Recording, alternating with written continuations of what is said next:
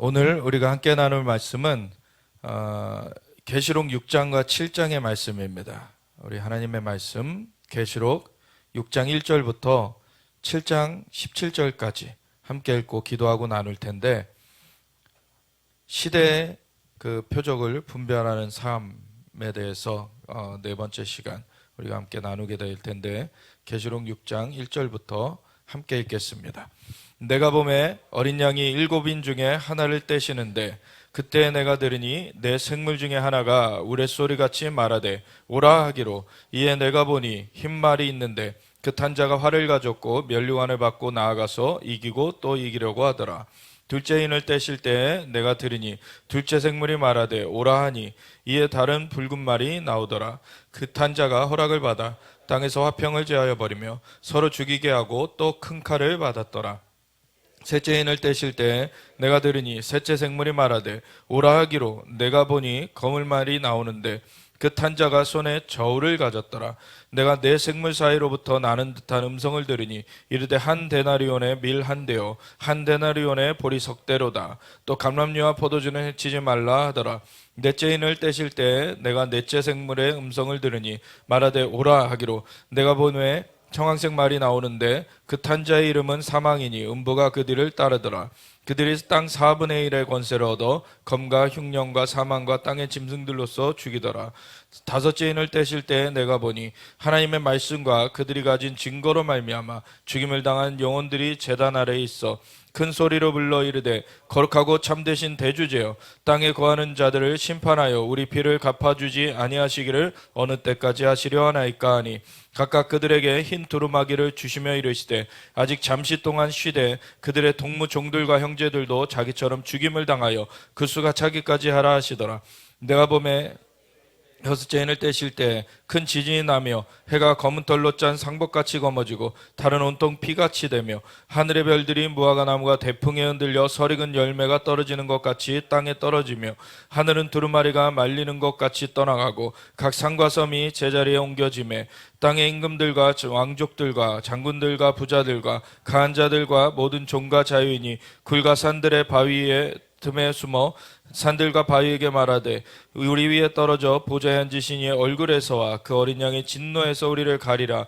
그들의 진노에 큰 날이 이르렀으니 누가 능히 서리오 하더라. 이 일 후에 내가 내 천사가 땅 내 모퉁이에 선 것을 보니 땅의 사방의 바람을 붙잡아 바람으로 하여금 땅에나 바다에나 각종 나무에 불지 못하게 하더라. 또 보매 다른 천사가 살아계신 하나님의 인을 가지고 해돋는 데로부터 올라와서 땅과 바다를 해롭게 할 권세를 받은 내 천사를 향하여 큰 소리로 외쳐 이르되, 우리가 우리 하나님의 종들의 이마에 인치기까지 땅이나 바다나 나무들을 해하지 말라 하더라. 내가 인침을 받은 자의 수를 들으니 이스라엘 자손의 각 지파 중에서 인침을 받은 자들이 14만 4천이니 유다 지파 중에 인침을 받은 자가 1만 2천이요 루벤 지파 중에 1만 2천이요 갓 지파 중에 1만 2천이요 아세 지파 중에 1만 2천이요 납달리 지파 중에 1만 2천이요 므낫세 지파 중에 1만 2천이요 시몬 지파 중에 1만 2천이요 레위 지파 중에 1만 2천이요 이사갈 지파 중에 1만 2천이요 스불론 지파 중에 1만 2천이요 요셉 지파 중에 1만 2천이요 베냐민 지파 중에 인침을 받은 자가 1만 2천이라. 이일 후에 내가 보니 각 나라와 족속과 백성과 방언에서 아무도 능히 셀 수 없는 큰 무리가 나와 흰 옷을 입고 손에 종려가지를 들고 보좌 앞과 어린 양 앞에 서서 큰 소리로 외쳐 이르되, 구원하심이 보좌에 앉으신 우리 하나님과 어린 양에게 있도다 하니, 모든 천사가 보좌와 장로들과 내 생물의 주위에 서 있다가 보좌 앞에 엎드려 얼굴을 대고 하나님께 경배하여 이르되, 아멘. 찬송과 영광과 지혜와 감사와 존귀와 권능과 힘이 우리 하나님께 세세토록 있을지어다. 아멘 하더라. 장로 중 하나가 응답하여 나에게 이르되, 이 흰 옷 입은 자들이 누구며 또 어디서 왔느냐? 내가 말하기를 내 주여 당신이 아시나이다 하니, 그가 나에게 이르되, 이는 큰 환난에서 나오는 자들인데 어린 양의 피에 그 옷을 씻어 희게 하였느니라. 그러므로 그들이 하나님 보좌 앞에 있고 또 그의 성전에서 밤낮 하나님을 섬김에 보좌에 앉으신 이가 그들 위에 장막을 치시리니 그들이 다시는 줄이지도 아니하며 목마르지도 아니하고 해나 아무 뜨거운 기운에 상하지도 아니하리니, 이는 보좌 가운데에 계신 어린 양이 그들의 목자가 되사 생명수샘으로 인도하시고 하나님께서 그들의 눈에서 모든 눈물을 씻어주실 것임이라. 아멘. 하나님, 오늘도 주님의 말씀 우리에게 깨우쳐 주시옵소서. 주님의 말씀은 진리입니다. 모든 걸 아신 하나님, 태초부터 종말을 아시며 우리에게 그것을 알려주시는 하나님의 은혜 가운데 하나님, 우리가 주님의 말씀을 깨닫기를 원합니다. 주님의 영으로 역사하여 주시고 인도하여 주시옵소서. 감사하며 예수 그리스도 예수와 마시아 이름으로 기도드렸습니다. 아멘. 우리 계시록 6장 예수님께서 인을 떼시기 시작하시는 그 내용이 나와 있죠. 이것을 계시록의 전체적인 것을 우선은 우리가 한번 상기해 보면서 이 얘기를 들어가야 되는데, 계시록 1장 1절에는 어떻게 되어 있습니까? 이는 예수 그리스도의 계시라. 이제 예수 그리스도께서 풀어주신 그 내용들이라는 거예요. 그래서 예수 그리스도의 계시라, 이는 하나님께서 반드시 속히 될 일들을 그 종들에게 보이시려고 먼저는 하나님이 그에게 주셨고, 그리고 반드시 속히 될 일들을 그 종들에게 보이시려고 그 종 요한에게 천사를 보내어 알게 하신 것이라, 이렇게 되어 있어요. 그러니까 이것은 예수 그리스도께서 풀어주신 계시라는 것은, 우리가 일반적으로 생각하기 계시라는 거는 우리가 알지 못했던 기이한 환상, 기이한 그러한 초자연적인 지혜, 이런 것들로 생각을 하죠. 물론 그런 측면 우리가 생각할 수 있는데, 계시라는 걸 보면 에베소서 1장에 하나님께서 지혜와 계시의 영을 너에게 주사 하나님을 알게 하시고, 이렇게 바울이 에베소 교인들을 위하여서 기도하는 내용을 보면 지혜의 영이 있고 계시의 영이 있는 것을 볼 수가 있어요. 그게 하나님의 7영 중에 있는데, 이사야서 11장 2절에 보면은 그 예수님, 그 메시아 위에 하나님의 7영이 임하는 것을 거기서 얘기하고 있죠. 그래서 하나님의 7영이 여호와의 신, 그게 이렇게 7 메노라, 7등대 그 중에서 가운데 기둥에 해당하는 것이고, 그리고 한 쌍씩 해가지고 지혜와 총명의 영, 거기서는 총명으로 나와 있습니다. 그러니까 지혜와 총명의 영이 한 쌍이고, 그리고 모략과 재능의 영이 한 쌍이고, 지식과 여호와를 경외하는 영이 한 쌍이에요. 그래서 이 쌍으로 이루어지는 것들이 함께 역사가 이루어지는데, 거기서 보면 지혜와 총명의 영이 한 쌍을 이루고 있잖아요. 그러니까 지혜라고 말하는 것이 오히려 우리가 일반적으로 생각하는 계시인 거예요. 하나님의 지혜, 하나님의 지혜는 모든 것을 다 아십니다. 하나님 모르시는 것이 없어요. 그리고 완전한 길을 아세요. 그래서 하나님은 완전한 지혜를 가지고 계세요. 그 하나님의 지혜를 우리가 받게 되는 것이 우리가 소위 말하는 계시를 받는다는 거예요, 사실. 근데 오히려 계시라고 표현된 거가 이사야서 11장 이전에는 하나님의 7영의 그 얘기 중에는 총명의 영으로 나와 있다는 거예요. 그럼 총명이라는 것은 영어로 하면 understanding이에요. Spirit of understanding. 이해하는 거예요. 깨닫는 거예요. 이것이 총명의 영이고, 그리고 다른 말로는 계시의 영이라는 거예요. 그러니까 계시라는 거는 이렇게 풀어주는 거예요. 그러면은 그 하나님의 지혜가 올 때예요, 하나님의 지혜가 온다고 해서 모든 것이 바로 이해되는 게 아닙니다. 하나님의 계시는 소위 압축 파일과 같이 이렇게 되어 있는 거예요, 보면. 그래서 하나님의 계시가 압축 파일 같이 이렇게 딱 주어졌는데, 총명의 영 또는 계시의 영이라고 불려지는 그 영이 없으면은 풀어내질 못하는 거예요, 이거를. 이미 지혜의 영이 있어야지 그걸 받을 수 있거니와, 이걸 받아도 총명의 영 또는 그 계시의 영이라는 것을 갖고 있어야, 그 영을 우리가 받았어야 그것을 압축 파일을 풀듯이 풀어낼 수가 있는 것입니다. 그렇다고 해서 우리가 임의로 그 영을 막 우리가 조장해가지고 그 영을 우리가 휘둘러가지고 할 수 있는 게 아니라, 그 하나님의 7영은 성령님이십니다. 성령님은 하나님의 한 위격이세요. 삼위일체 하나님의 한 위격으로서 하나님이십니다. 그러니까 그분이 우리에게 역사하시는 것이지 우리가 그분을 쥐고 흔드는 게 아니에요. 근데 성령님께서 역사하실 수 있도록 우리가 공간을 내어드리는 거죠. 우리가 우리의 마음을 내어드리는 거예요. 그러면 지혜의 영이 역사할 수 있도록 우리가 그렇게 내어드려지면은 지혜의 영이 역사되시면서 우리 가운데 하나님의 지혜를 우리의 가운데 다운로드 해주세요.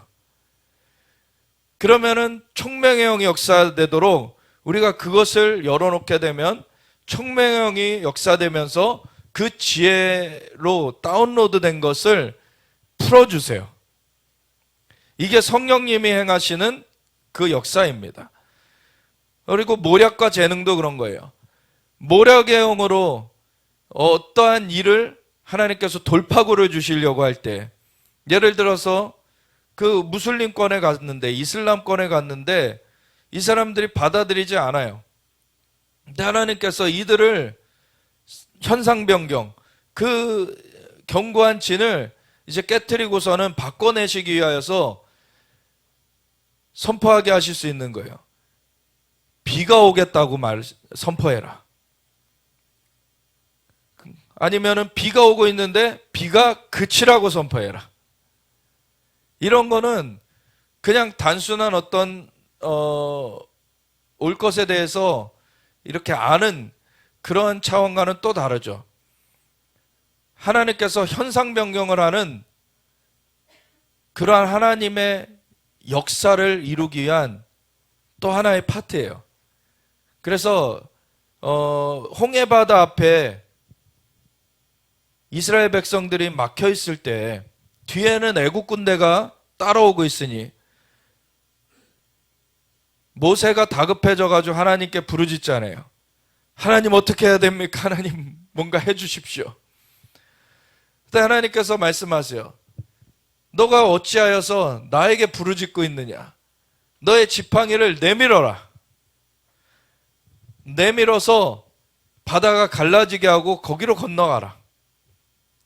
하나님께서 말씀하셔서 그렇게 했을 때 그 일이 이루어지는데, 그거는 일반적으로 흘러가는 그 시간 속에서 앞으로 이루어질 일을 계시받는 영역과는 또 다른 거예요. 현상 변경이 강력하게 이루어지는 거죠. 물이 차 있는 것이 물이 끊겨지고서는 물벽이 만들어지면서 마른 땅으로 건너게 되는 거예요. 기적의 역사죠. 그게 두 가지가 같이 역사되는 거예요. 모략과 재능이에요. 재능이라는 말은 우리가 일반적으로 뭐 너는 이것에 재능이 있어, 소질이 있어 그런 정도로 잘못 생각하면 안 되고, 하나님의 마이티, 아주 강력을 말하는 거예요. 하나님의 강력한 능력. 그래서 하나님께서 모략을 주신다, 어떤 전략, 전술을 주신다는 거예요. 그래서 하나님께서 이 현상이 변경되도록 모세에게는 지팡이를 내밀라 그러셨던 것이고, 우리가 이렇게 무슬림권에나 복음 전도하러 갔을 때 그것을 바꿔내게 하시기 위해서 하나님께서 비가 오는 그런 상황 가운데 비가 그쳐라 라고 선포하게 하실 수 있고, 비가 정말 내리지 않아서 가물어 있는 상태에서 비가 내리라고 할 수 있는 거죠. 바로 엘리야를 통해서 이런 역사가 일어났었죠. 하나님께서 아합한테 가가지고 내 말이 없으면은 비가 내리지 않을 것이다 라고 선포케 하신 것이죠. 그래서 엘리야가 아합한테 가가지고 앞으로 내 말이 있지 아니하면 비가 내리지 않을 것이라 딱 선포를 하고 돌아 나왔어요. 그때 3년 반 동안 가물었습니다. 비가 오지 않아서 물을 구하지 못하니까 다들 난리가 났어요. 그래서 아합이 엘리야를 찾아와라, 엘리야 빨리 잡아와라. 그래서 엘리야를 뭐 고문해가지고 입을 열게 만들려고 막 그러는지 이 아합이 엘리야를 막 찾아오라고 사람들 군대를 보내요. 근데 엘리야가 군대 보면은 하늘로 불을 내려가지고 멸해버려요. 근데 세 번째 보낸 군대가 경건한 자가 거기 50부장이었던 거죠. 그래서 경건한 자가 하나님의 사람이요, 나는 하나님을 경외하는 자입니다. 나는 오히려 이 아합과 이세벨이 하나님의 사람들을 찾아 죽이던 그런 시대 가운데 나는 하나님의 사람들을 50씩 나눠가지고 숨겨준 사람입니다. 그래가지고 엘리야가 그를 따라가게 돼요. 내가 내일 이맘때쯤 그 아합한테 나타날 것이라고 전해라. 이제 때가 찬 거죠, 때가. 그리고 때가 찼을 때 그 하나님을 경외하는 자가 엘리야 앞에 가게 하셨고, 하나님은. 그리고 그걸 엘리야가 수긍하면서 하나님의 때가 찼고 그 사람을 통해서 하나님이 이 때를 이제 아합한테 나갈 때가 되었다라는 것을 사인을 주신 것을 받고서는 이제 아합한테 가게 되죠. 그리고 아합한테 갔을 때 먼저 처리해야 될 것은 우상숭배였어요. 그래서 바알과 아세라의 제사장들을 다 모아달라. 그리고 백성들을 모아달라.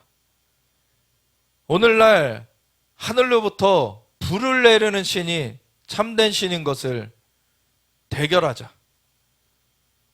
그래서 갈멜산 위에서 아주 3년부터 가물어 있기 때문에 자연 발화가 돼도 이상하지 않은 상황이에요.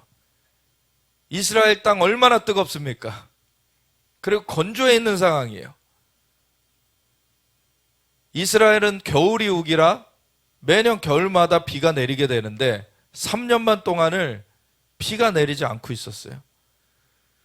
그런 상황 가운데서 바알과 아세라의 그 제사장들이 모아지고 850명이 나와 있고 백성들이 둘러서 가지고 오늘날 하늘로부터 불을 내리는 자가 하나님이심을 알고 너희는 오늘 누구를 섬길지 택해라. 그리고서는 바알과 아세라의 그런 제사장들에게 너희가 먼저 해봐라. 막 온갖 난리를 쳐도 아무 일도 안 일어나. 나중에는 자기의 몸을 상해하면서 주술적 행위를 한 거예요, 사실 그게. 주술적 행위를 하면서 끌어오려고 했지만 엘리야가 거기 있음으로 말미암아 하나님의 역사, 하나님의 영이 거기 함께하고 있었기 때문에 악한 영이 장난칠 수가 없는 거예요. 그러니까 아무 일도 일어나지 않아요. 엘리야가 뭐 혹시 졸고 있는지 모르니 더 한번 열심히 해봐라. 자신만만하죠, 사실 엘리야는. 왜? 만군의 하나님, 만물의 창조되신 하나님을 알고 있기 때문에 그 하나님을 아는 사람은 담대하게 되는 거예요. 그는 어떤 것과도 비교할 수 없는 만물의 창조주를 하나님을 알고 있다는 것은 그건 무엇과도 비교할 수 없는 거예요. 그래서 이 엘리야가 이제 저녁 거의 어둑할 때쯤 돼서 뭐 지쳐 널브러져 있고 이 바알과 아세라의 제사장들이 이제 나서죠. 엘리야가 하나님께 간단하게 기도해요. 하나님이 하나님이신 것과 제가 주의 종인 것과 제가 이 일을 주님의 말씀을 따라하는 것을 나타내 주시옵소서. 이거는 실제 관계가 있기 때문에 할 수 있는 기도인 겁니다. 하나님을 알고 자신이 하나님께 부름받은 사람이고 부름받은 일을 하고 있기 때문에 하나님 앞에 그것을 하나님께서 나타내달라고 기도할 수 있는 거예요. 그렇게 기도했더니 하늘로부터 불이 내려집니다. 그 불이 내려지기 전에, 그 기도를 하기 전에 이미 물을 잔뜩 부어놨어요. 그래서 우연히 발화됐다라고 말할 수 없게끔 불이 내렸을 때는 그 물을 완전히 핥아버립니다. 불이 활활 타오르니까 이거는 자연적으로는 될 수가 없는 일. 이건 초자연적인 일이고 이 불을 내린 하나님이 진짜 하나님이라는 것을 백성들이 각인하게 되는 그러한 일이 된 것이죠. 그때 엘리야가 바알과 아세라의 제사장들을 잡기 시작하죠. 그러고 나서 갈멜산에서 또 기도합니다. 서쪽을 향하여서. 왜냐하면 서쪽이 지중해인데 지중해 쪽에서 구름이 일어나야지 비가 와요. 이스라엘은. 그러니까 갈멜산에서 기도하다가 사환을 보내요. 지중해 저쪽 보이는 쪽으로. 가서 구름 나왔나 봐라. 한 번 기도했는데 안 나타났어요. 두 번 기도했더니 또 안 나타났어요. 세 번, 네 번 안 나타나다가 일곱 번째 갔다 오라고 시키니까 손바닥만한 작은 구름이 보이나이다.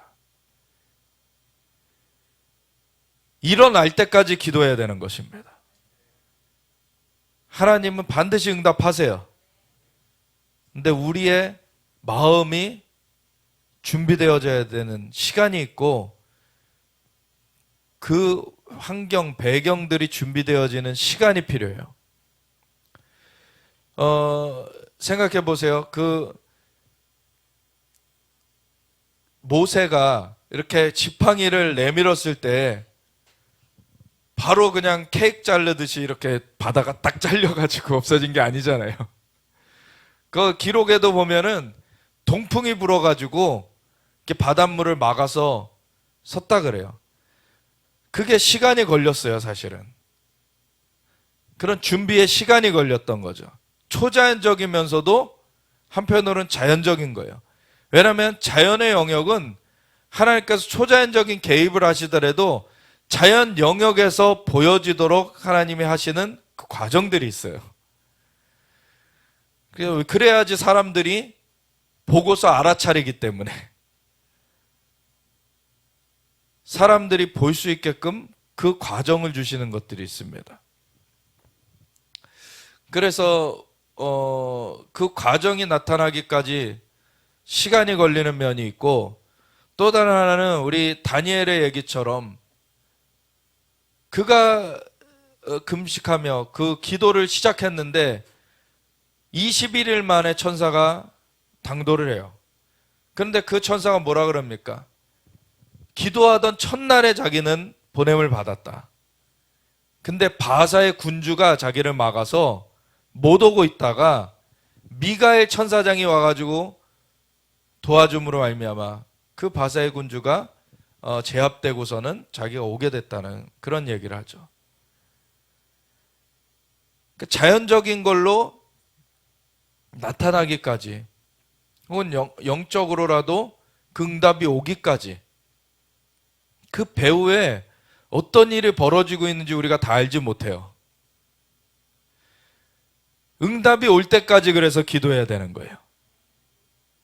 배후에서는 이미 하나님은 첫째 날에 응답을 주셨던 거예요. 근데 막아서는 그 세력을 뚫고 와야 되는 게 있어요. 그게 2층 천의 그런 상황인 거죠.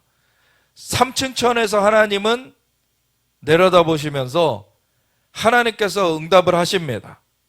근데 그 응답이 3층 천에서 2층 천을 뚫고 1층 천 우리의 자연세계까지 와야 되는 거예요. 그러려면 2층 천에서의 싸움을 싸워내는 그러한 시간이 필요한 겁니다. 그렇기 때문에 기도를 우리가 정말 하나님 앞에서 지치지 않으면서 하나님을 우리가 신뢰하면서 끝까지 기도해야 되는 거예요. 하나님은 신실하십니다. 근데 중간에 껴있는 것이 있기 때문에 그래요. 껴있는 것을 우리가 뚫어야 되는 것이고 그 뚫어질 때까지 우리는 신실하게 그 자리를 지켜야 돼요. 그래서 엘리야가 7번을 보냈더니 이제 손바닥만한 구름이 보이나이다. 뚫려진 거죠, 거기가. 그리고서는 이제 아합한테 말합니다. 큰 비의 소식이 있으니 먼저 마차로 내려가세요. 아합이 악한 왕이었음에도 엘리야가 왕이라는 그 자체를 존중해 줍니다. 그래서 엘리야를 막 하지 않아요. 아합을 막 하지 않아요, 엘리야가. 그래서 먼저 마차 타고 내려가라 그러고, 마차 타고 먼저 내려갔는데 뛰어내려가는 엘리야가 앞서 버려요. 그거를. 그러니까 자연적으로 아무리 권세가 있고 힘이 있다 그래도 하나님의 공급하심을 넘어설 수가 없는 것입니다. 하나님이 역사하시는 것을 넘어설 수가 없어요. 그러니까 우리가 하나님께 소망을 둬야 됩니다. 그래서 엘리야 같은 경우도 그렇게 비가 내리지 않게 선포해라. 하나님의 모략의 영에 역사하심을 수종든 거예요. 근데 모략의 영이 역사될 때 그걸 말했다고 해도 재능의 영이 함께 일하시지 않으면은 그 일이 이루어지지 않아요. 모략의 영과 재능의 영이 함께 역사하는 겁니다. 그래서 하나님의 초자연적인 그 기적을 이뤄내시는 거예요. 그리고 지식과 여호와를 경외하는 영이 함께 역사를 합니다. 하나님을 우리가 알아가야 돼요. 하나님을 알아가는 그 지식, 우리가 지혜와 계시형으로도 하나님을 알게 됩니다. 그런 하나님이 어떠한 계획을 갖고 계신지, 어떠한 뜻을 갖고 계신지를 우리가 알아가게 돼요.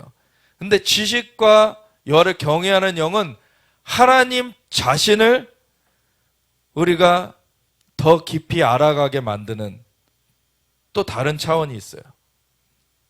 그래서 하나님 자신에 대한 지식을 우리에게 전해주시고, 그리고 이것이 사도님 같은 경우는 이거를 경험하셨는데 저는 아직 거기까지는 경험 못 해봤습니다.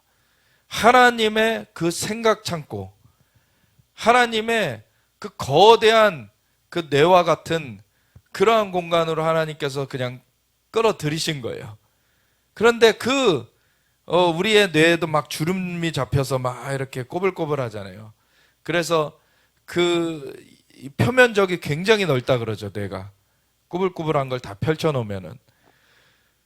근데 그렇게 막 꾸불꾸불한 것 같은 그런 데를 통과하게 하시다가 거기서 한 곳에 딱 스치게 됐는데 그 스치는 순간에 거기 있는 지식이 한 번에 싹 전달이 다 되더라는 거예요. 그게 하나가 뭐냐면 자신의 그 사역자 친구의 아들에 대한 거, 그가 태어나는 것부터 어떻게 자라나서 20대에 어떻게 사역으로 들어가게 될 것까지가 한 번에 다 오게 된 거예요, 이게. 아주 그거를 받고서는 그냥 그걸 전달해 준 거죠. 그리고 20년이 지나 보니까 그대로 다 돼 있어요. 이게. 하나님의 생각과 연결이 되는 것입니다. 그러면은 우리가 사람을 안다고 했을 때도 그 사람이 어떠한 생각을 하고 있을지, 그 사람이 어떤 거를 뭐 좋아하고 어떤 거는 싫어하고 어떤 거를 더 선호하는지, 이런 것들을 알게 되는 것들이 우리가 연애할 때도 그런 과정들을 거치잖아요. 그러면서 그 사람과 함께 그 생각들이 이제 연결돼 가는 거죠. 우리가 하나님을 알게 될 때 그런 것들이 있습니다.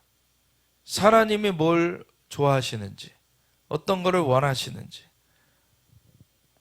어떠한 그러한 하나님 생각을 갖고 계신지를 우리가 알아가게 되는 거예요. 그리고 그러한 가운데 하나님의 광대하심에 우리가 아주 놀라게 됩니다.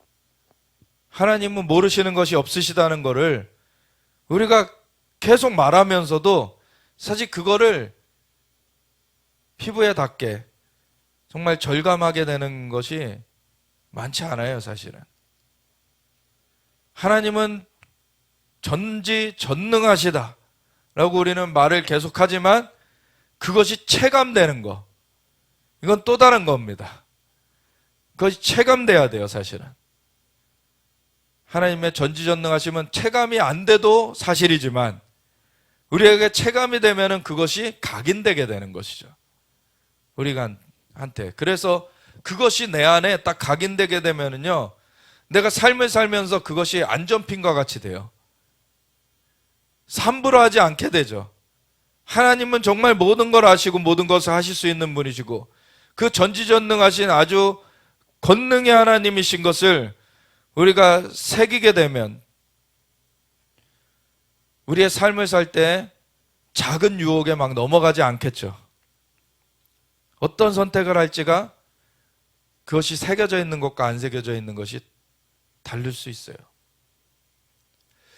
그래서 우리가 하나님을 깊이 알아가게 되는 것, 그걸로 말미암아 여호와를 경외하는 것이 또한 발전이 됩니다. 그리고 경외하는 자에게 하나님은 친밀함을 주신다 그러셨어요. 아무렇게나 그냥 편하게 대하여서 친밀함이 이루어진다 얘기하신 게 아니에요. 하나님은 우리를 사랑하시지만 하나님은 하나님이십니다. 우리가 함부로 대해도 되는 분이 아니에요. 하나님께는 질서가 있으세요. 하나님이 딱 규정해 놓은 그 틀들이 있습니다, 사실은. 근데 그것이 종교형과는 다르죠. 종교형은 사람을 억압하는 거예요. 근데 하나님의 역사는 사람들을 진정 자유케 하는 거예요. 생명을 얻게 하시고 더 풍성히 얻게 하시는 거예요. 그래서 그러한 역사를 위해서 죄를 사실 멀리하라는 것이고, 죄를 끊어내라, 죄와 단절되라, 그리고 하나님의 그 품 안에서의 은혜를 누려라,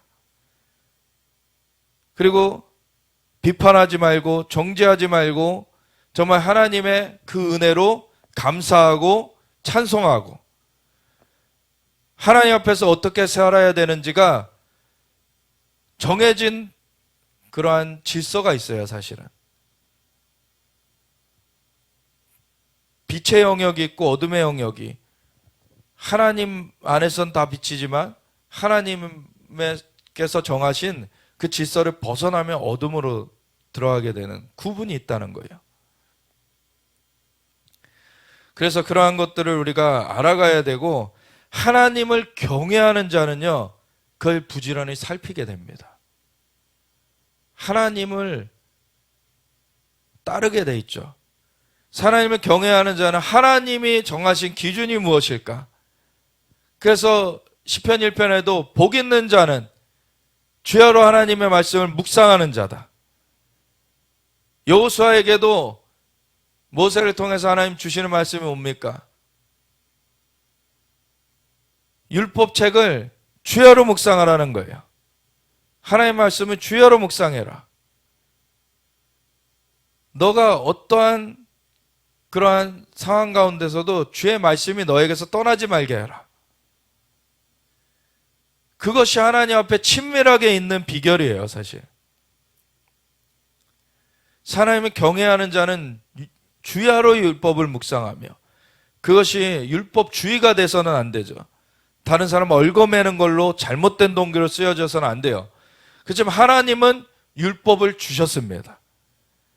율례와 법도. 그 율법을 주신 것은 우리를 자유케 하시려고 주신 거예요.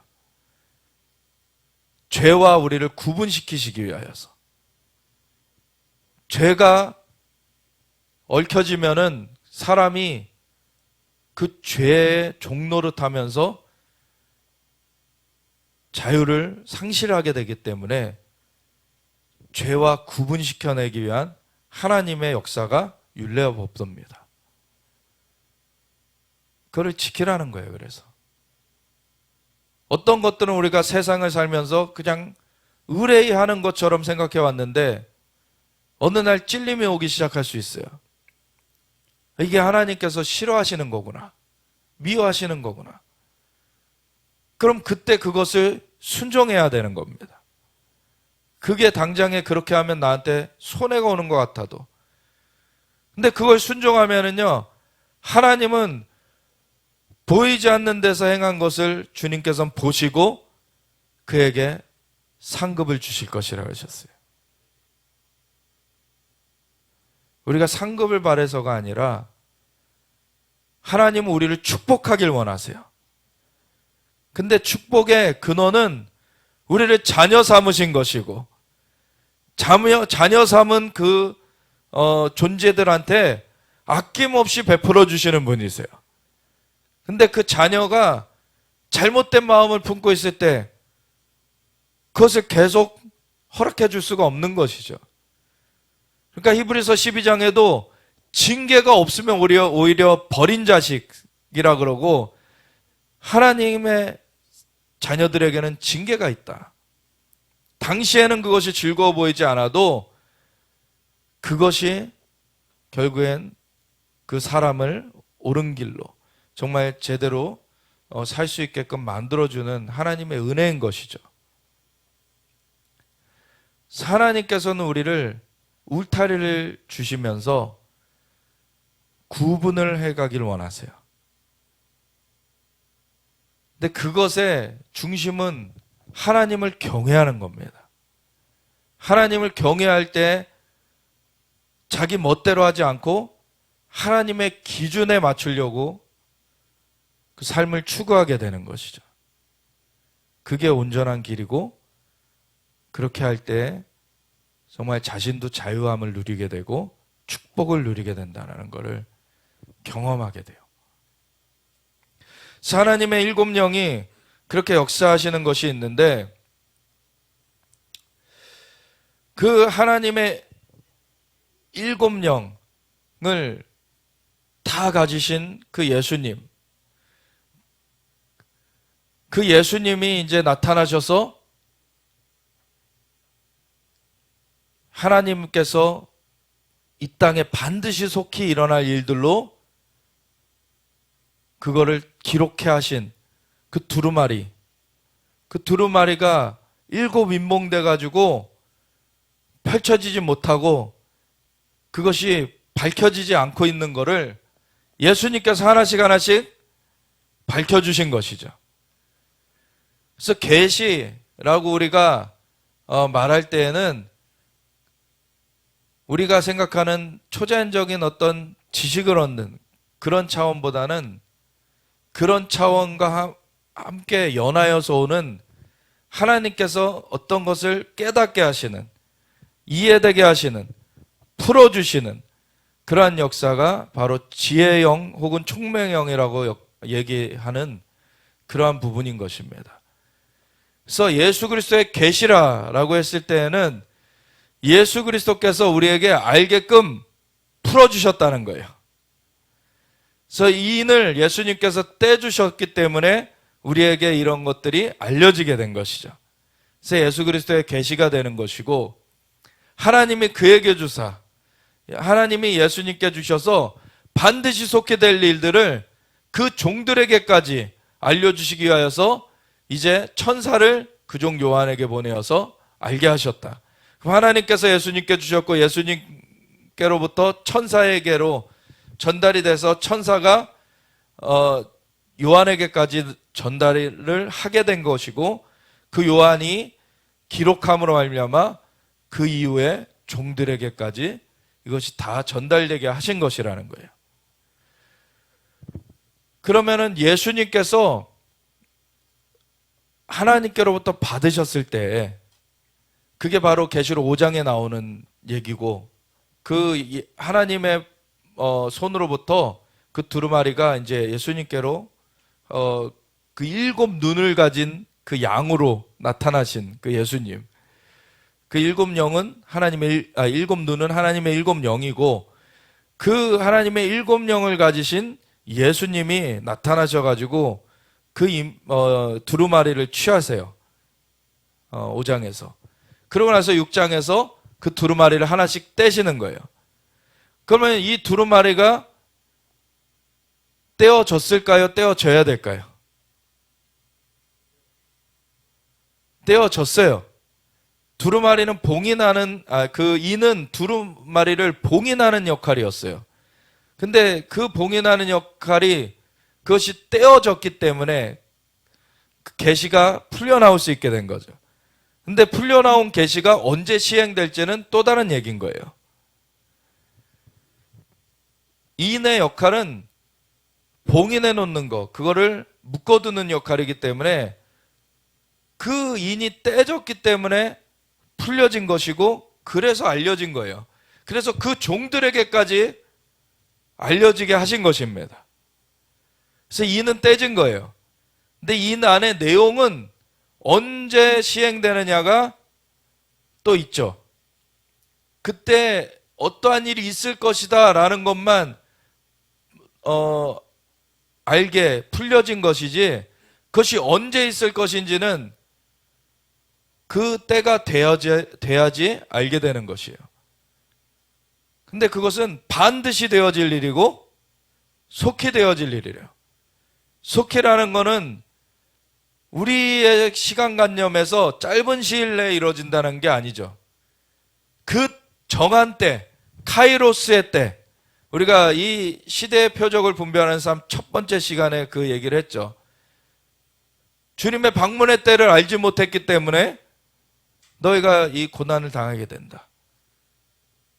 그 방문의 카이로스, 예수님이 초림하신 그 카이로스의 시간이 있었어요.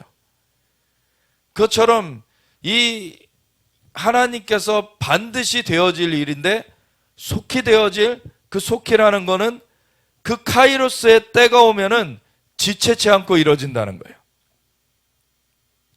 그 카이로스의 때, 그것 중에 6장에서는 6가지가 담겨 있어요. 근데 사실 7장까지 이어지는 내용인 것입니다. 그래서 인이 6째 인까지가 6장에서 다 떼져요. 그런데 6째 인을 뗐을 때 나온 계시의 내용이 7장까지 연결이 되는 것입니다. 이거를 이해하시고 우리가 빠르게 보겠습니다. 내가 보면 어린 양이 7인 중에 하나를 떼시는데 그때 내가 들으니 내 생물 중에 하나가 우레소리같이 말하되 오라 하기로, 이에 내가 보니 흰 말이 있는데 그 탄 자가 활을 가졌고 면류관을 받고 나아가서 이기고 또 이려고 하더라. 이 자는 적그리스도예요. 제가 그 전에 다른 설교 때 설명을 드렸는데, 여기서 면류관이라고 나와 있는 건 스테파노스라는 원어고, 그리고 예수님께서 나중에 재림하실 때 쓰는 관을 말할 때 거기서 쓰인 단어는 디아데마예요. 그러니까 이 두 단어가 다릅니다. 예수님이 쓰시는 관은 왕이 쓰는 관이고, 이 스테파노스는 그냥 정복자, 어떤 그 군대 대장, 그 군대의 어떤 장군이 쓸 수 있는 관이에요. 그래서 이 자는 그냥 적그리스도인 것이고, 흰말을 탔다고 했지만 희다고 해서 다 좋은 쪽은 아닙니다. 예를 들어서 이런 게 있어요. 우리나라에 이렇게 용의 역사가 이렇게 이웃 나라로부터 들어오는 것들이 있는데, 그 중에서 붉은 용은 공산주의 용이에요. 그게 연계에선 붉은 용으로 보여져요. 그리고 이 흰용이 있어요. 흰용, 백용. 백용은 뭔지 아십니까? 백령이 뭔 줄 혹시 아시는 분? 백령은 유교예요, 유교. 유교주의. 백령이 역사되는 게 있어요. 중국은요, 단순한 공산주의하고는 달라요. 유교적 공산주의입니다. 그래서 두 가지 용이 같이 역사해요. 중국으로부터. 그래서 그 두 가지를 다 우리는 대적해야 됩니다. 그래서 하얗다고 해서 무조건 좋은 게 아니에요. 네.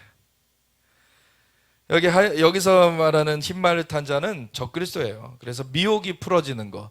요한 1서 2서 이런 데 보면은 이미 적그리스도의 영이 활동하고 있다. 그때 영지주의, 그 플라톤 철학, 인본주의 철학에 근거한 그 헛소리들을 하던 이단들, 예수님이 육체로 오시지 않았다는 그런 헛소리를 했어요. 그러니까 육체로 오신 것을 부인하는 자마다 적그리스도니라. 이 적그리스도의 영이 이미 활동하고 있다. 이런 미혹을 하는 그런 영이 적그리스도고, 그 영지주의만 말하는 건 아니고 그렇게 배후에서 미혹을 하는 영으로 활동을 하는 것이고, 그 중에 하나가 영지주의였고, 다른 또 인본주의 철학들, 막 오늘날에는 그런 뭐 동성애도 되겠죠. 이런 것들을 역사하고 있어요. 그래서 이미 그때 시작이 됐으면서 계속 활동하고 있는 거예요, 지금. 그리고 둘째 인을 떼실 때 내가 드린 둘째 생물이 말하되 오라 하니 이에 다른 붉은 말이 나오더라. 그 탄자가 허락을 받아 땅에서 화평을 제하여 버리며 서로 죽이게 하고 또 큰 칼을 받았더라. 여기 보면 큰 칼을 받았다라는 걸 얘기하잖아요. 화평을 제하여 버리고 서로 죽이게 하고. 그래서 전쟁의 그런 일인데 또 큰 칼을 받았다라는 거 보면은 제국을 생각할 수가 있어요. 그래서 제국들이 일어나는 것, 이런 것들, 이때 당시에 로마 제국이었으면서 이미 로마 제국이 그래서 아주 많은 지역을 사실은 장악을 했고 잔악하게 그렇게 점령을 해 갔죠. 그리고 로마 제국이 지나가니까 이슬람 제국이 또 서기도 하고, 이런 것들이 제국이 그 칼로서 사람들을 죽이는 일들을 해왔죠. 그리고 셋째 인을 떼실 때 내가 들으니 셋째 생물이 말하되 오라 하기로 내가 보니 검은 말이 나오는데 그 탄자가 손에 저울을 가졌더라. 내가 네 생물 사이로부터 나는 듯한 음성을 들으니 이르되 한 데나리온의 밀 한 대요 한 데나리온의 보리 석 대로다. 또 감람류와 포도주는 해치지 말라 하더라. 여기 한 데나리온이면 하루 품삯이에요. 오늘날에 뭐 10만 원 하루 품삯을 받는데 그걸 가지고서 밀 한 그것만 받는다 그러면은 얼마나 이것이 폭등한 것입니까? 이 가격이.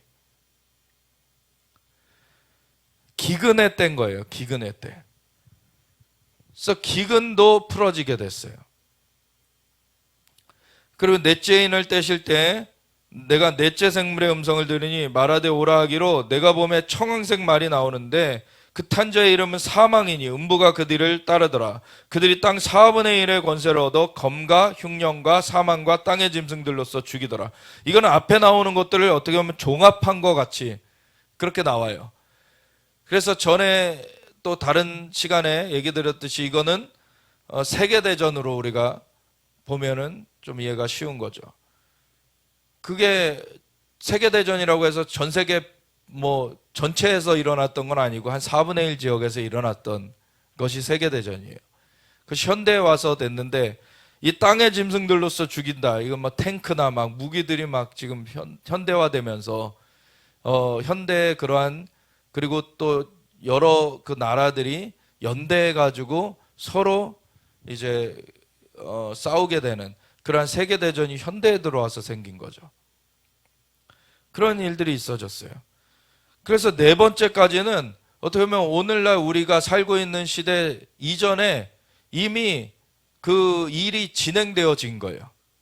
그것이 진행이 맞춰졌다는 게 아니라 진행이 시작되었다는 거예요.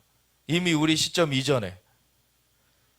근데 여기 다섯 번째를 보십시오. 다섯째 인을 떼실 때 내가 보니 하나님의 말씀과 그들이 가진 증거로 말미암아 죽임을 당한 영혼들이 제단 아래에 있어 큰 소리로 불러 이르되 거룩하고 참되신 대주제여 땅에 거하는 자들을 심판하여 우리 피를 갚아주지 아니하시기를 어느 때까지 하시려 하나이까.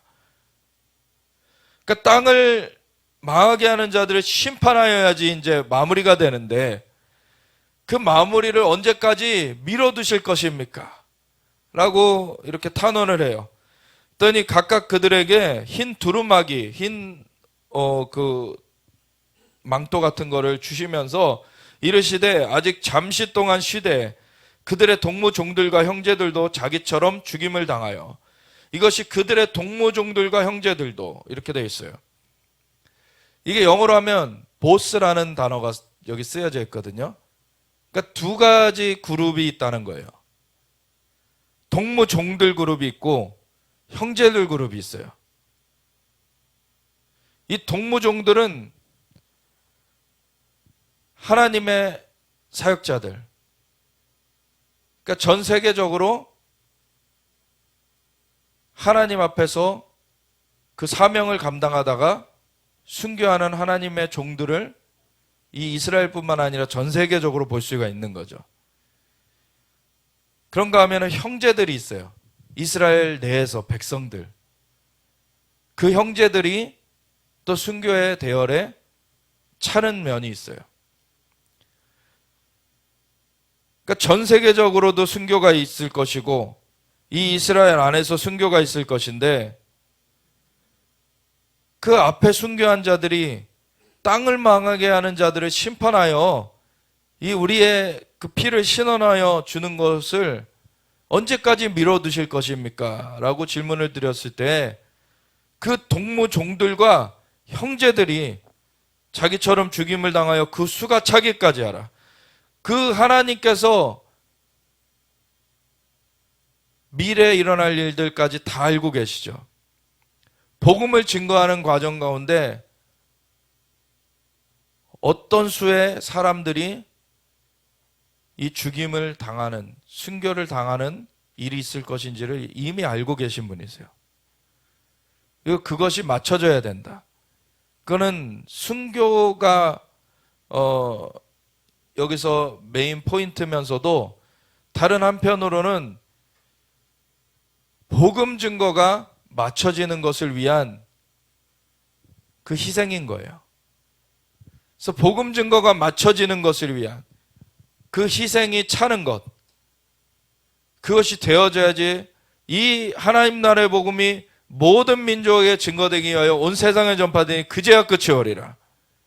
그 끝이 오게 되는 것입니다. 한편으로는 그것이 순교의 피로 계량, 그 수가 차는 것, 그것이 카운트되는 거예요.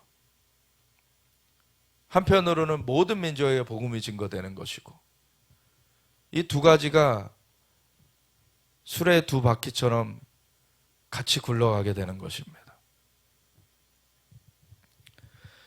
그 일은 오늘날 우리 사는 시대에 분명히 완성되진 않았어요.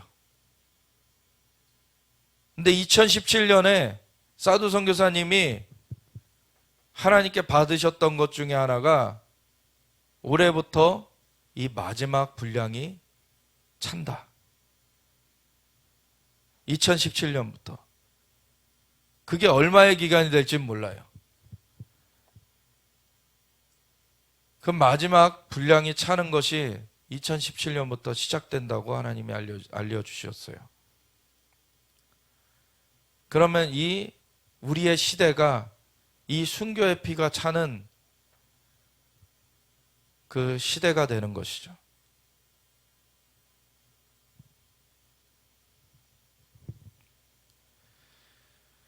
그리고 12절부터 보면 내가 보니 여섯째 인을 떼실 때 큰 지진이 나며 피가 검은 털로 짠 상복같이 검어지고 다른 온통 피같이 되며 하늘의 별들이 무화과 나무가 대풍에 흔들려 설익은 열매가 떨어지는 것 같이 땅에 떨어지며 하늘은 두루마리가 말리는 것 같이 떠나가고 각 산과 섬이 제자리에서 옮겨지매 땅의 임금들과 왕족들과 장군들과 부자들과 강한 자들과 모든 종과 자유인이 굴과 산들의 바위 틈에 숨어 산들과 바위에게 말하되 우리 위에 떨어져 보좌에 앉으신 이의 얼굴에서와 그 어린 양의 진노에서 우리를 가리라. 그들의 진노의 큰 날이 이르렀으니 누가 능히 서리요 하더라. 이게 정말 그전에 경험해보지 못했던 엄청난 그 천체와 이 땅이 요동치는 그러한 일이 여기에 기록되어 있어요. 그러한 일이 있을 거다. 해가 검은 털로 짠 상복같이 검어지는 그 일식 같은 현상이 일어날 것이고 다른 온통 피같이 되는 월식 같은 현상이 일어날 것이고 그리고 하늘의 별들이라고 했지만 그 뭐 구분된 단어가 운석이라는 것이 없었기 때문에 운석을 말하는 거죠. 운석이 무화과 나무가 대풍에 흔들려 설익은 열매가 떨어지는 것 같이 땅에 떨어지는 일. 최소한 이러한 것은 우리 시대까지 없었어요. 아직. 사도 요한이 계시를 받던 당시로부터 우리 시대까지 이 일이 없었습니다. 그럼 앞으로 우리 시대에 미래에 일어날 일이라는 거예요. 우리로부터도. 하늘은 두루마리가 말리는 것 같이 떠나가는, 그래서 땅에 발을 딛고 있을 때 흔들림으로 말미암아 하늘이 막 요동치는 것 같이 그렇게 되는 거죠. 그리고 각 산과 섬이 제자리에서 옮겨지는 그러한 큰 지진이에요. 그럴 때 땅의 임금들과 왕족들과 장군들과 부자들과 강한 자들과 모든 종과 자유인이 굴과 산들의 바위 틈에 숨어 산들과 바위에게 말하되 우리 위에 떨어져 보좌에 앉으신 이의 얼굴에서와 그 어린 양의 진노에서 우리를 가리라. 분명히 진노 때문에 이것이 이루어졌다는 것을 사람이 인식을 하게 돼요. 그들의 진노의 큰 날이 이르렀으니 누가 능히 서리하더라. 근데 이 진노가 아직은 예수님의 다시 오시는 그때를 말하는 것이 아닙니다. 여기는 예수님의 다시 오시면 19장에 가서 이루어지죠. 그 선포는 11장에서 이루어지고 11장 15절에 일곱째 나팔이 불려야지 돼요. 그래서 일곱째 나팔을 천사가 불 때 그때 선포가 이루어지죠. 세상 나라가 주와 그의 그리스도의 나라가 되어 그가 세세토록 왕노릇하시리로다. 그 선포가 있어져야 그 이후에 예수님 재림하시는 겁니다. 근데 아직은 그 전이에요. 근데 왜 진노가 이렇게 이루어지고 사람들이 벌벌 떨게 되고 막 운석들이 떨어지면서 일식이 이루어지고 월식이 이루어지고 큰 지진이 나고 이렇게 요동이 치냐는 거죠. 분명히 진노 때문이라는 것은 우리가 알 수 있어요. 하나님의 진노가 일어난 일이 에스겔 38, 39장 이스라엘을 치러 마곡 땅에 있는 고기 필두가 되어서 바사를 끌어들이고 고멜과 도가마를 끌어들이고 붓을 끌어들이고 구스를 끌어들여서 이스라엘 치러 오는 그날에 내가 노를 발할 것이라 그랬어요. 이스라엘 치는 것을 하나님이 진노하실 것이라는 거예요. 그리고 거기에 보면은 큰 지진이 난다고 거기 돼 있어요. 그리고 하늘에서 불이 떨어질 거라고 돼 있어요. 여기 말하는 것과 동일한 얘기를 거기서도 볼 수 있습니다. 왜 진노가 이루어지느냐? 이스라엘을 치는 것에 대해서 하나님이 진노하실 거라는 거예요. 그리고 이왕의 전쟁 날에 치시듯이 그 대적들을 쳐버리실 것이다. 그래서 이스라엘 치려는 자들은 화를 당하게 돼 있습니다. 오늘날 러시아가 우크라이나를 침공했는데 우크라이나에서 그치지 않을 거예요. 물론 지금 그 용병 수장이 반역을 저질렀다, 그 반란을 했다는데 그거 무마됐죠. 물론 그 리더십에 푸틴이 치명상을 입었다 이런 분석도 나와요. 근데 푸틴이 물러난다고 끝나는 얘기가 아닙니다. 지금 러시아라는 그 나라는 계속해서 그 제국주의적 야욕을 계속 실행해 갈 거예요. 오히려 프리고진이라는 그 용병 수장은 푸틴하고의 갈등 때문이 아니라 국방장관 쇼이구와의 갈등 때문에 그 반란을 일으켰습니다. 그 국방장관 내놔라. 국방장관 처단하게 내놔라. 이거였어요. 왜냐면 가서 싸우는데 국방부에서 자기네들 그 최전선에서 싸우는데 탄약 보급이나 보급해주지는 못할 망정 자기네들을 계속 그 잘라내려고 해왔으니까 이들이 문 거죠. 지금. 그러니까 결국엔 지금 그 안에서 싸움이 벌어진 건데 그렇다고 러시아가 지금 이런 침략 야욕을 거두는 것이 아닙니다. 러시아는 이스라엘을 치러 올 거예요. 이란을 끌어들였고 바사, 터키, 고멜과 도갈마를 끌어들였어요. 그리고 수단에서 러시아계가 지원하는 그런 집단이 군부 쿠데타를 일으킨 거 최근에 들으셨었죠. 그래서 내전이 벌어졌어요.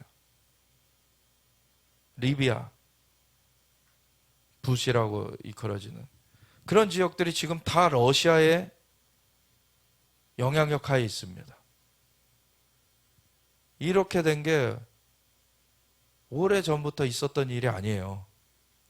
오늘날 우리 시대에 보고 있는 일입니다. 그게 징조가 보여지고 있는 거예요. 러시아가 그럼 이스라엘을 치러 오게 될 건데 사실 이스라엘이 우크라이나에 방어용 무기도 이제 공급하고 했거든요, 지금.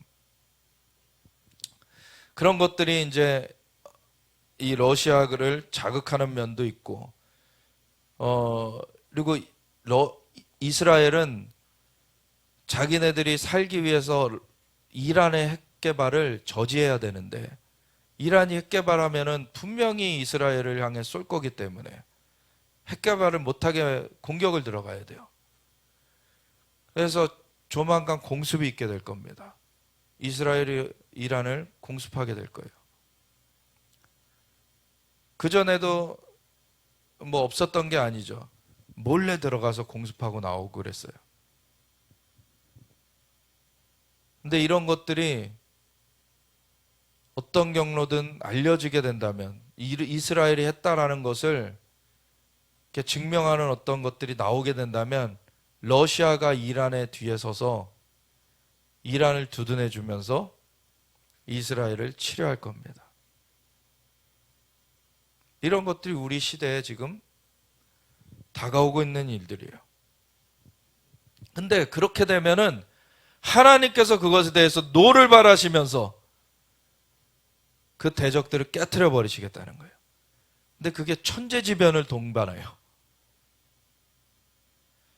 그리고 7장이 2일 후에라고 시작을 하는 거예요.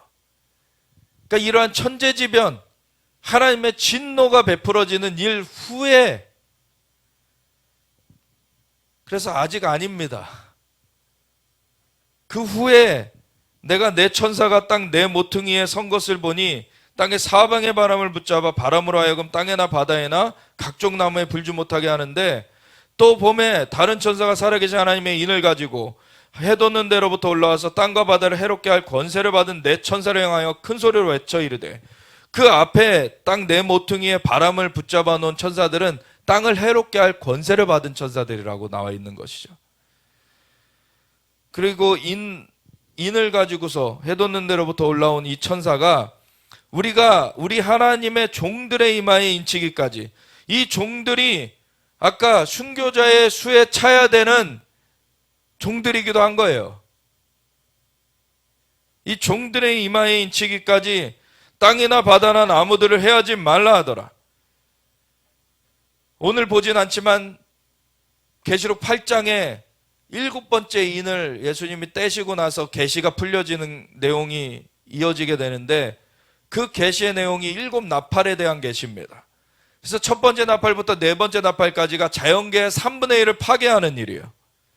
첫 번째 나팔은 땅의 3분의 1, 두 번째 나팔은 강과 물샘의 3분의 1, 바다의 3분의 1, 세 번째 나팔은 강과 물샘의 3분의 1, 그 다음에 네 번째 나팔은 해와 달과 별의 3분의 1. 자연계의 3분의 1을 파괴하게 되는 게, 자연계 파괴가 목적이 아니라 그 자연계 배후의 2층 천에 그 귀신의 영들을 떨구는 작업이에요. 그러니까 다섯 번째 나팔이 불려지면 그 귀신의 왕 바알세불, 그 마귀 사탄까지 떨어져 내리는 게 다섯 번째 나팔의 사건입니다. 근데 그가 떨어져 내리면은 2층 천에서는 떨어져 내리지만 이가 무적행을 열어가지고 짐승을 불러올려요.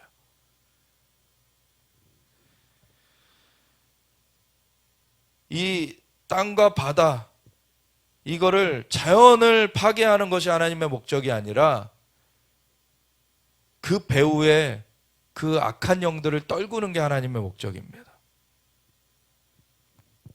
근데 그것이 언제까지는 멈춰져 있게 돼요? 하나님의 종들의 이마에 인치어지는 것이 있기 전에는 멈춰지게 돼요. 그것이 막혀지게 돼요. 하나님의 종들의 이마에 인침이 있어야지만 그 다음 수순이 진행될 수가 있습니다. 그래서 자연계 3분의 1이 파괴되는 일은 이 하나님의 종들의 이마에 인쳐지는 일이 있기까지는 이루어지지 않아요.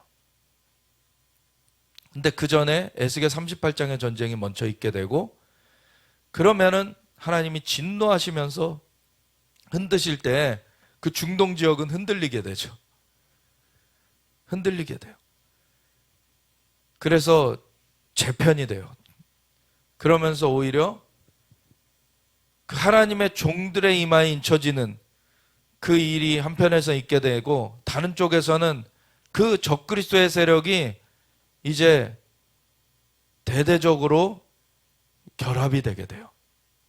완전히 판이 구분되게 됩니다. 우리는 어디에 있어야 됩니까? 하나님의 종들의 이마에 인치는 그 편에 있어야 되는 거예요. 그래서 우리가 지금 준비되어져야 돼요. 그때 가서 부랴부랴 준비돼서 인쳐지는 것이 아니라 준비되어 온 사람들이 그때 인침을 받는 것입니다.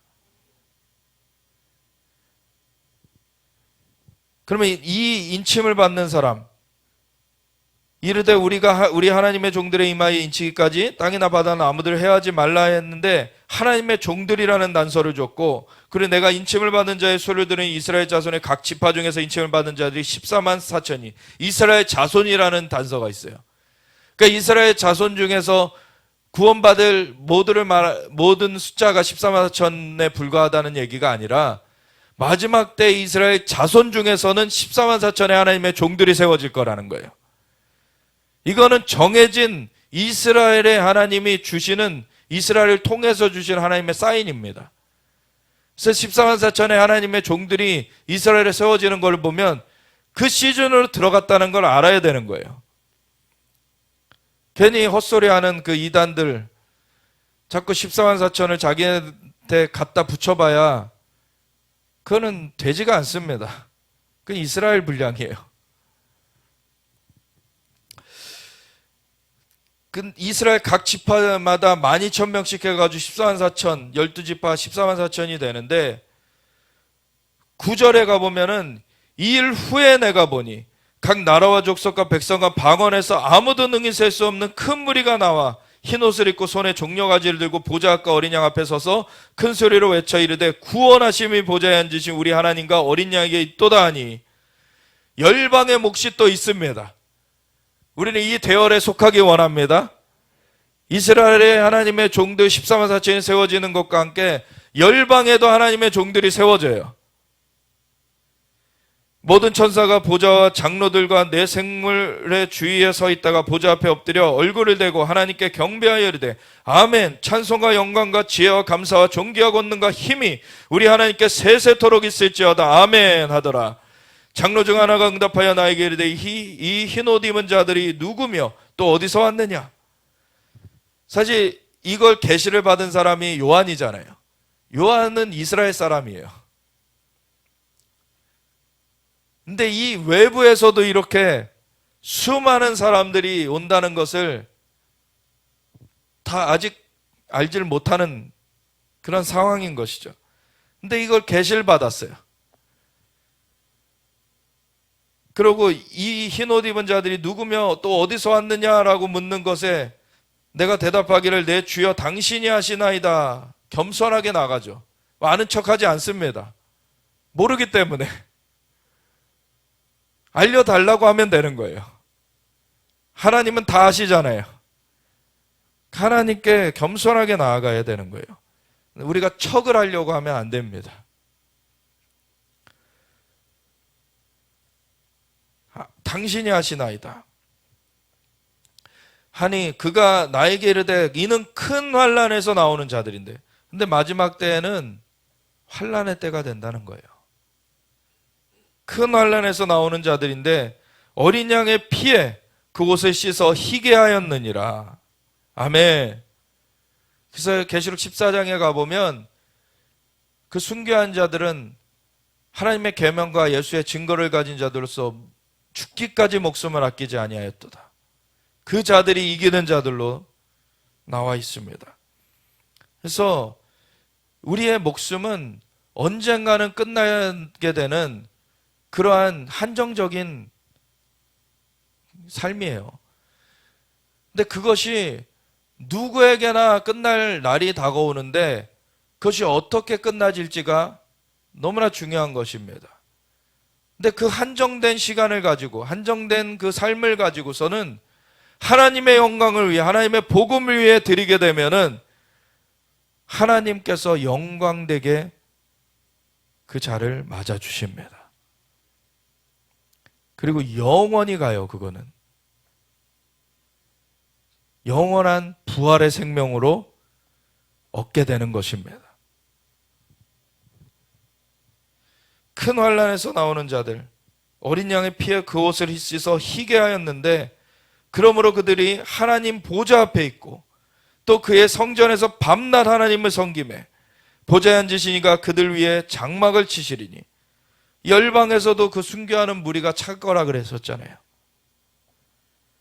그들이 다시는 줄이지도 아니하며 목마르지도 아니하고 해나 아무 뜨거운 기운에 상하지도 아니하리니 이는 보좌 가운데 계신 어린 양이 그들의 목자가 되사 생명수 샘으로 인도하시고 하나님께서 그들의 눈에서 모든 눈물을 씻어주실 것임이라. 아멘. 하나님 앞에 이렇게 서길 원합니다. 그리고 혹여나 순교 못하시더라도 끝까지 믿음 지키면은 주님과 더불어 왕노릇 할 것이라 그러셨어요. 아멘. 표받지 마시고 짐승의 표받지 마시고 하나님의 은혜 가운데 끝까지 믿음을 지키고 서야 됩니다. 우리 주님 다시 오십니다. 그 사인들이 곳곳에서 보여지고 있어요. 하나님이 무엇을 원하시는지 우리가 주님을 경외함으로 그것이 살펴가는 삶이 되었길 원하며 주님께서 우리에게 알려주시는 것들을 붙들고 우리는 우리의 믿음을 굳건하게 주님 앞에 세워가야 되는 것입니다. 하나님, 우리의 마음이 주님 앞에 고정되고 오직 주님께 영광을 올려드리고 우리 가족들도 준비시켜가며 사람들에게 복음을 증거하는 그 일에 우리가 앞장서기 원합니다. 주님의 영광을 위하여서 사용하여 주시옵소서. 주님, 시대를 분별하게 하시고 주님의 영으로 우리를 사로잡아 주사 이끌어 주시옵소서. 우리가 함께 주여 외치면서 기도하며 나아가겠습니다. 주여